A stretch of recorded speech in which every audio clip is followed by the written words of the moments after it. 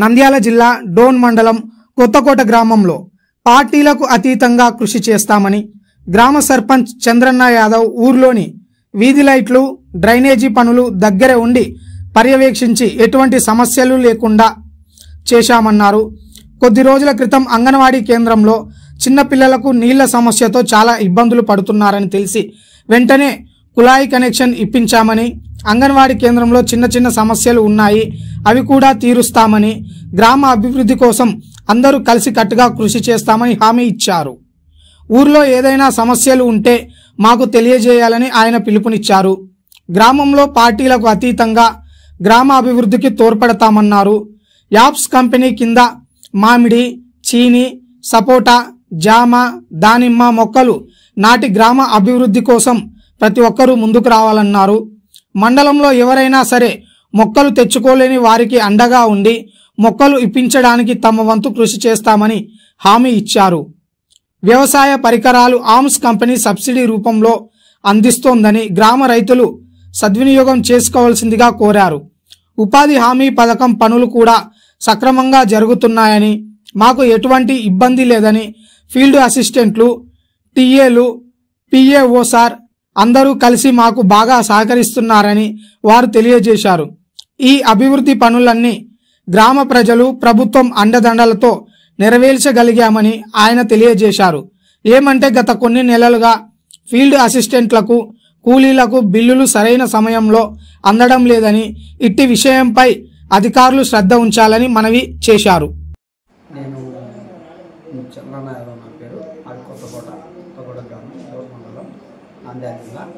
నేను చేసిన అభివృద్ధిగా ఏమంటే వాళ్ళు ప్రభుత్వం తోడ్పడి ఉంటేనే నేను చేసింటాను, కానీ ప్రభుత్వం లేకుండా నేను ఎక్కడ చేయలేదు. ఏ ప్రభుత్వమైనా ఒకటే నాకు. మనం చేసింది ఇక్కడ డ్రైనింగ్ కానీ, వీధి లైట్లు కానీ, నీటి ఇబ్బంది లేకుండా కానీ, అంగన్వాడీ సెంటర్కి నీళ్ళు లేకుంటే అంగన్వాడీ సెంటర్కి కుళాయి లేదు, నీళ్ళు లేవు, చాలా ఇబ్బంది పడిన వాళ్ళు వంట చేయాలంటే దాదాపు అంటే ఒక నీళ్ళతో ఇబ్బంది పడి బిందెలతో తెచ్చుకొని చాలా ఇబ్బంది పడుతున్నాము. ఎట్లా నా ఇంట్లో స్వామి ఇట్లా ఇబ్బంది పడాలంటే కష్టం సార్ మేము అని వాళ్ళు ఒక మాట అడిగేపాటికి ప్రభుత్వాన్ని నేను వేడుకొని చేసిన అభివృద్ధిగా నేను చేసిన అది కాదు, అది ప్రభుత్వం మాకు అండగా ఉండే చేసినాము. కానీ దానికి సింటెక్ పెట్టించిన, కుళాయి లేపించిన, నీటి సౌకర్యం ఏ ఇబ్బంది లేకుండా ఈ గ్రామంలో ఎక్కడ ఏ టైంలో ఎవరు ఫోన్ చేసినా నాకు ఫోన్ చేయాలని కోరుతున్నాను. వాళ్ళు మాత్రం నాకు ఎటువంటి ఇబ్బందులు కూడా గ్రామంలో ఎటువంటి ఇబ్బంది లేకుండా వాళ్ళు నాకు తోడ్పడి ఉన్నారు. గ్రామంలో నేను వాళ్ళకి తోడుగా ఎక్కడ నీటి సమస్యలు కానీ ఇంకో సమస్యలు కానీ ఇక్కడైతే నేను ఎవరిని ఏ ఇబ్బంది పెట్టాలి. అయినా ఇక్కడ రైత ఇబ్బందిలో ఉండి ఒక హ్యాన్స్ అనే ఒక సమస్య ఉంది. ఆ సమస్య ద్వారాగా ఆ సమస్యకి నాకు ఎంతో అనుబంధం ఉండి ఎంతమంది రైతులు వచ్చినా, ఎన్ని ఎకరాలున్నా, 100 ఎకరాలున్నా కూడా చిన్నకారు పెద్దకారు అనుకోకుండా ఇప్పించేదానికి సిద్ధంగా ఉన్నాను. ఇప్పుడు ఒక 10 మందికి చీని కావచ్చు, మామిడి కావచ్చు, సపోటా కావచ్చు, జామ కావచ్చు, ఇటువంటి మొక్కలు ఎన్ని ఎకరాలున్నా పైన దానికి గరున చెక్కుబంది కాంపౌండ్ కూడా ఎర్రచందనం కానీ కొన్ని చెట్లు మొక్కలు కాంపౌండ్ ఇచ్చేదానికి సిద్ధంగా ఉన్నాను. ఎర్రచందనం ఎట్లా మనం నాడితే ఏ విధంగా ఎన్ని ఇబ్బందులు వస్తాయో అని కొంచెం ఆలోచన చేస్తే కూడా రైతు సొంతం తెచ్చుకొని ఆలోచన చేస్తే పాలిస్టర్తో ఇబ్బంది. కానీ అది కూడా ఆ సమస్య కూడా వాళ్ళే తీరుస్తారు. మనం నాటిన మొక్క కాటుండి మనం అమ్మకానికి పోయేంతవరకు దానికి ఏ ఇబ్బంది లేకుండా లైసెన్స్ చేయడానికి కూడా సిద్ధంగా ఉన్నారు. ఆ కంపెనీ బాగా ముందుకు వచ్చింది. రైతు సభ్యంగా చేసుకోవాల్సింది ఏమిటంటే, ఒక ఊరిలో ఏ ఊరైనా సరే మండలం, ఈ డోన్ మండలం మొత్తం ఎక్కడున్నా కూడా 10 మంది రైతులు కమెంట్గా వచ్చి అన్న మేము నాటుతాము అంటే వాళ్ళకి ఒక జాయింట్ అకౌంట్ కావాలా. జాయింట్ అకౌంట్ మీద 10 మంది జాయింట్ అకౌంట్ మీద ఒక జాయింట్ అకౌంట్కి ఎంత 1100 ఖర్చు. దాదాపు ఎకరాకు వచ్చేసి మొక్కలు తెచ్చుకోవాలంటే ఎంత అవుతుంది రైతుకి. ప్రతి రైతుకి నేను చెప్పాల్సిన అవసరం లేదు, ప్రతి రైతుకి తెలుసు. ఆ మొక్కలు ఇప్పించడానికి సిద్ధంగా ఉన్నాను. ఎక్కడైనా సరే మండలంలో డోన్ మండలం మొత్తం ఎక్కడున్నా కూడా ఏ రైతైనా కూడా నా సెల్లమని ఉంటుంది, నాకు ఫోన్ చేయొచ్చు, లేదా సొంతం వాళ్ళకే ఇవ్వంటే కూడా ఇస్తాను. పోయి వాళ్ళకి ఏ ఇబ్బంది లేకుండా నాకు ఫోన్ చేస్తే నేను వాళ్ళకి ఎన్ని మొక్కలైనా కలిపి కానీ రేపు జూన్లో రెడీగా ఉన్నాయి.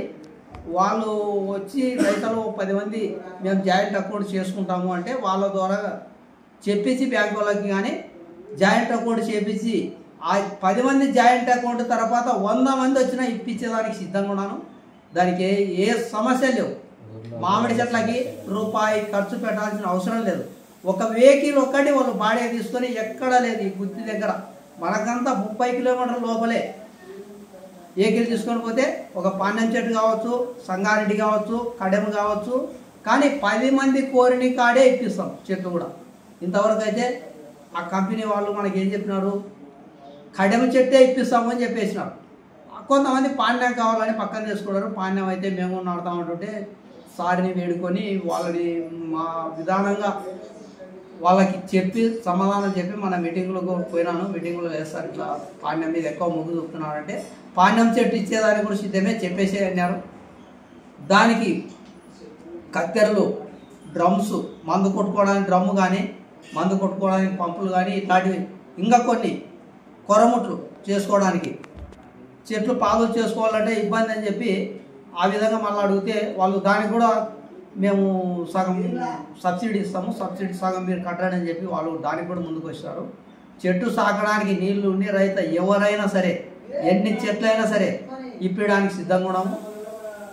ఏ అభివృద్ధికి కానీ ఇది మాకి తోడ్పడుతుంది, రైతుకి ఇది తోడ్పడుతుందని, ఇది బాగుంటుంది, రైతు వచ్చి ఇది బాగుంటుంది అంటే దానికి చేయడానికి సిద్ధంగా ఉన్నాము. ప్రభుత్వాన్ని వేడుకొని కానీ చేస్తామనే ఆలోచన మాకు వచ్చింది. రైతుకి చేయాలి, రైతు లేనిది రైతే రాజు, రైతు లేనిది ఎక్కడ లేదు అని ఇంతవరకు అనిపింది. ఇప్పుడు రైత అంటే ఇంత రిస్క్ వచ్చింది, రైతు పని వద్దు అని ప్రతి మానవుడు అనే దానికోసం వచ్చేసి ఈ చెట్టు పెంపకంతో ఆ యామ్స్ కంపెనీ పెట్టింది. కాబట్టి ఈ అంశాల ద్వారా కావచ్చు, ఆర్డిటి సమస్యలు కావచ్చు, చెట్టు ఇప్పడానికి ఆర్డిటి కంపెనీ ఉంది. ఆర్డిటి వచ్చేది కూడా ఆర్డిటి వాళ్ళు కూడా ఇస్తామని చెట్లు ఇస్తాము.